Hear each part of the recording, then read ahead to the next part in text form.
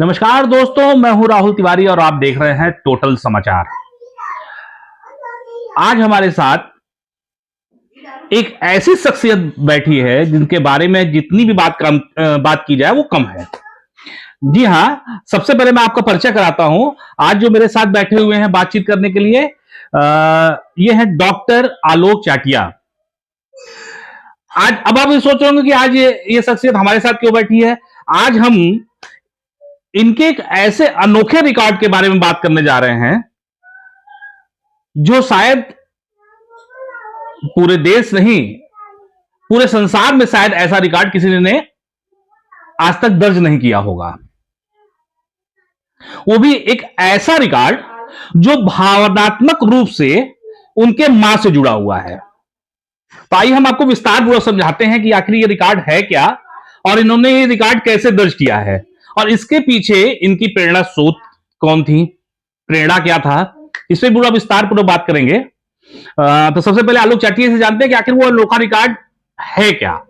आलोक जी, आपका बहुत बहुत स्वागत है टोटल समाचार पर। तो सबसे पहले मैं जानना चाहूंगा कि आखिर जिस रिकॉर्ड के बारे में हम बात कर रहे हैं वो रिकॉर्ड है क्या। देखिए, रिकॉर्ड की जहां तक बात है वो मेरे द्वारा अपनी माँ को 1991 या मैं कहूँ 31 दिसंबर 1991 से निरंतर रोज एक पत्र लिखने का रिकॉर्ड है। ऐसा नहीं है कि वो रिकॉर्ड के लिए पत्र लिखा जा रहा था, लेकिन जब उसमें 10-12 साल बीत गए तो मेरे जानने वालों को ऐसा लगा कि यह एक रिकॉर्ड हो सकता है कि किसी व्यक्ति ने रोज अपनी माँ को पत्र लिखा हो और बस देखते देखते एक रिकॉर्ड बन गया और मैं लिम्का बुक ऑफ रिकॉर्ड में दर्ज हो गया। 2013 में ही मैं लिम्का बुक ऑफ रिकॉर्ड में दर्ज हो गया था। लेकिन मैं आपके इस चैनल के माध्यम से जरूर कहूंगा कि कोई भी भावना, कोई भी कर्तव्य, कोई भी उत्तरदायित्व रिकॉर्ड बनाने के लिए नहीं होते हैं।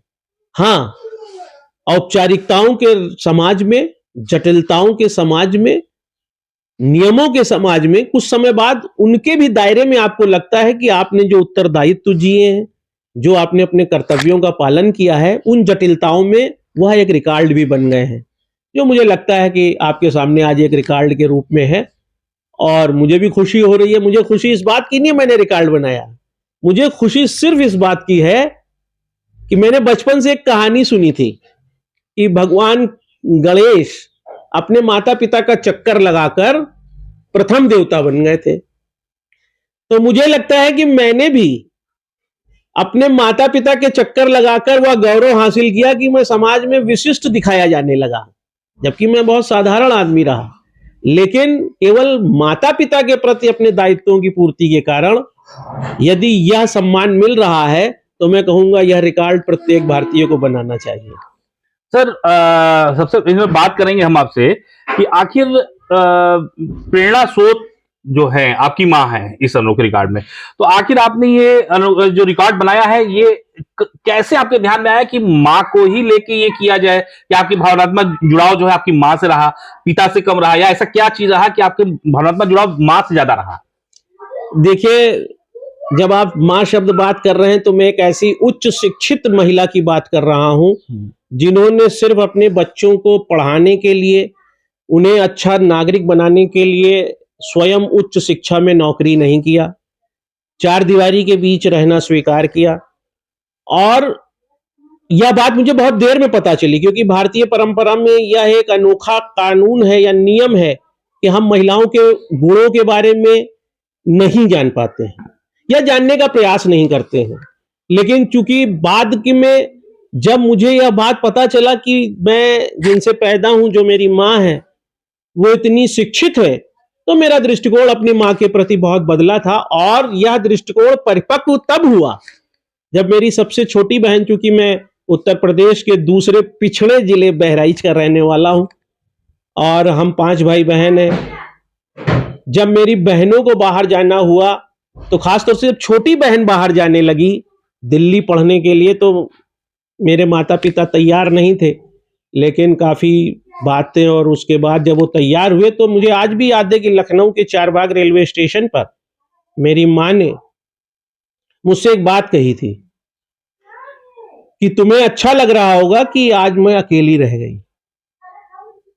ये बात मेरे लिए पीड़ादायक थी, लेकिन मैंने उनसे वहीं पर एक वादा लिया था कि आज के बाद मैं रोज आपको एक पत्र लिखूंगा और रोज आपके संपर्क में रहूंगा। यदि आप मुझे कभी आवाज देंगी तो मैं पहले तो वहां पहुंचने की कोशिश करूंगा, यदि वहां पहुंचने में कोई बाधा हुई तो उस बाधा को दूर करके आऊंगा।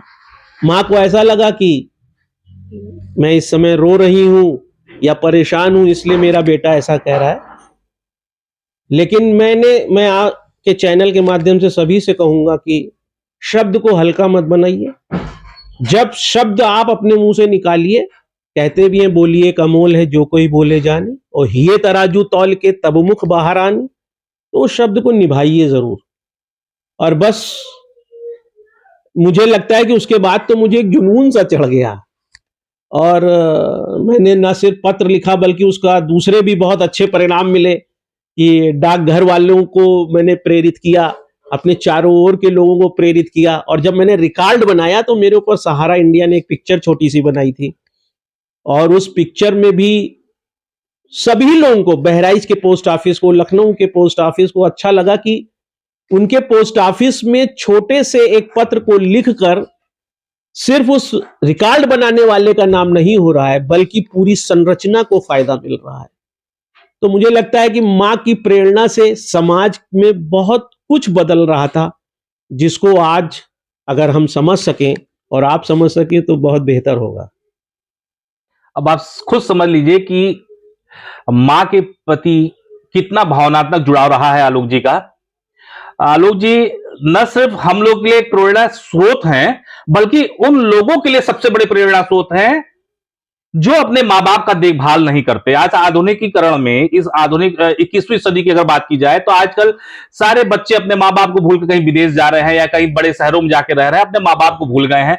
या कुछ ऐसे लोग हैं जो अपने मां बाप को छोड़कर कहीं बाहर कमा रहे हैं और अपने मां बाप को मरने के लिए अकेला छोड़ दिए हैं। उन लोगों के लिए बहुत बड़े प्रेरणा स्रोत है और मैं खास तौर से उन लोगों को निवेदन करना चाहता हूं कि आपको अगर ये हमारा वीडियो अच्छा लग रहा हो तो निश्चित तौर पे उन लोगों को ये वीडियो दिखाएं, उनके अंदर एक प्रेरणा पैदा करें कि उनके मां बाप, आज के डेट में मां बाप ही सब कुछ हैं, इसलिए उनके मन में भी उनके अपने मां बाप के प्रति एक प्यार, संवेदना और एक जिम्मेदारी पैदा होनी चाहिए।